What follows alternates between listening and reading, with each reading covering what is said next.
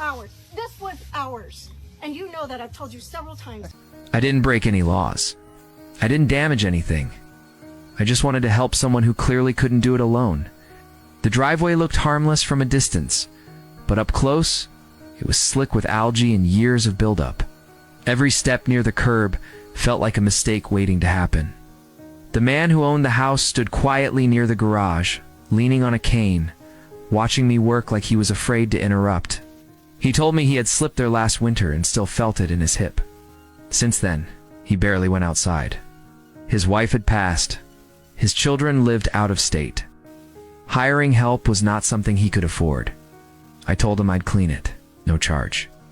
Just to make it safe, I started slow, washing one strip at a time so the water could drain away instead of pooling. That's when the neighbor came out. She didn't ask questions. She didn't say hello. She walked straight toward me with her phone already raised. She said I was flooding the street. She said I was damaging public property. She said I had no right to be there. Her voice was sharp and loud, the kind meant to draw attention. Then she said she was calling the police. The old man immediately started apologizing. Not to her. To me, like he was used to being blamed for things he couldn't control.